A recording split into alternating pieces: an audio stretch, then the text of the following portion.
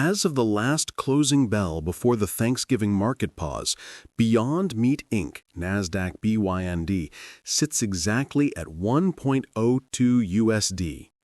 The screen is flashing a massive intraday surge of plus 0.16, representing a staggering 19.01% gain in a single trading session.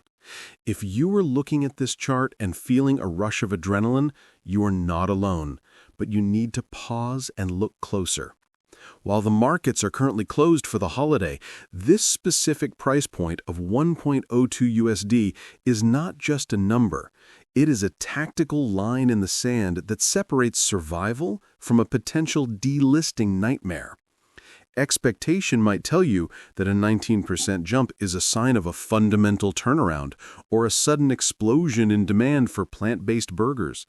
The reality, however, is far more complex, dangerous, and technically driven. This wasn't necessarily a vote of confidence from long-term investors. It was likely a violent collision of short covering, technical psychological support, and a desperate fight to keep the stock above the $1 threshold to satisfy exchange listing requirements. When a stock like Beyond Meat, which once traded at highs over $230, finds itself battling for pennies just to stay above $1, the psychology of the market shifts entirely. We are no longer discussing growth multiples or global expansion strategies in the same breath as we were in 2019. We are now discussing solvency, liquidity, and the mechanics of a short squeeze. The move to 1.02 is critical because staying below $1 for 30 consecutive business days triggers a deficiency notice from the NASDAQ, starting a countdown clock to potential delisting. This 19% surge effectively resets that clock, or at least buys them breathing room. It forces us to ask, was this move organic buying, or was it a coordinated defense by institutions who cannot afford to see the equity wiped out? The tension here is palpable. The expectation is that fake meat is a fading fad, destined for the clearance aisle of history. The reality you need to grapple with is that the volatility on this stock is nowhere near finished, and for the savvy trader, this death zone between 80 cents and 120 offers some of the most aggressive risk-reward setups in the entire market. Let's look closer at the mechanics of this specific move. A 19% jump on no major earth-shattering company-specific moves often points to one culprit, the short sellers. Beyond Meat has become a battleground for bears. When a stock is heavily shorted and it dips below major psychological levels like $1, bears pile in, expecting a slide to zero.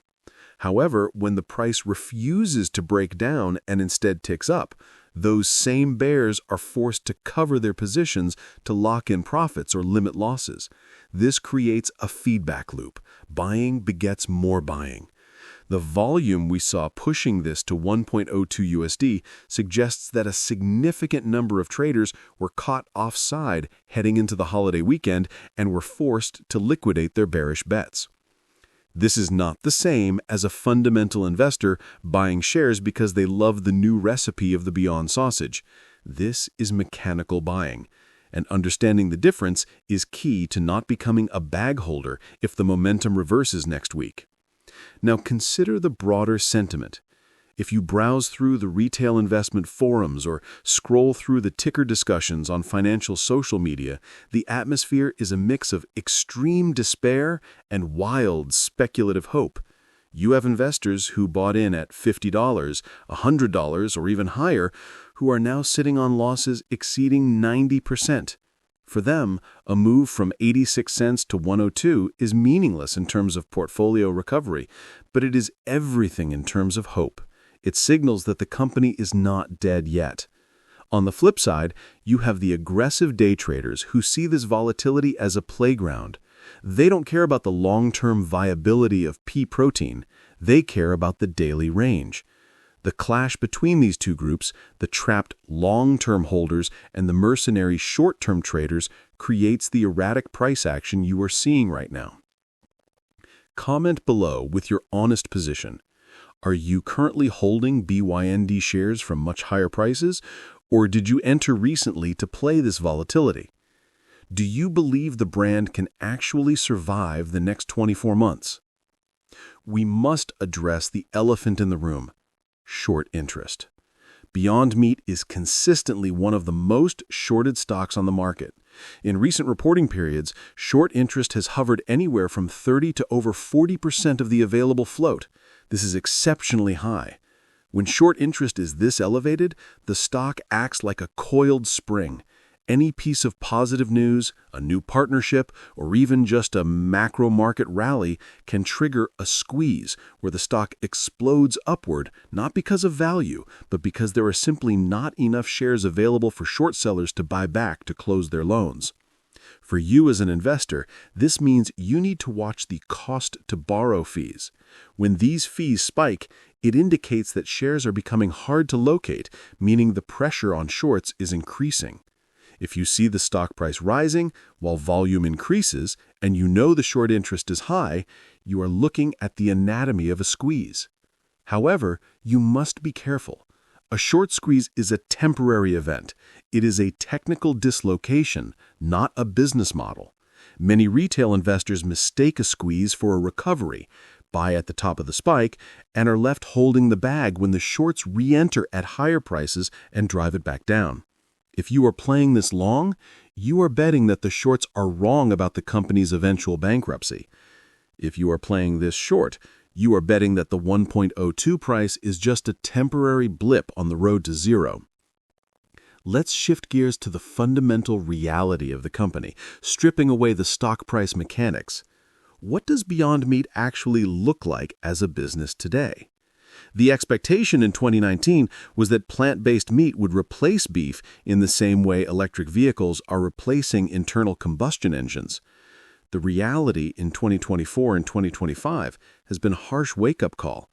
The demand curve for plant-based meat did not just flatten. In many regions, it inverted.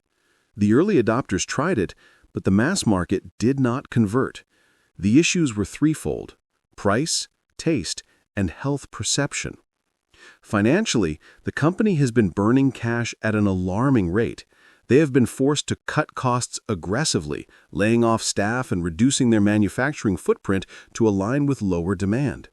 The recent earnings reports have shown a company in survival mode, trying to stop the bleeding rather than aggressively expanding. The revenue figures have largely stagnated or declined year over year in key markets.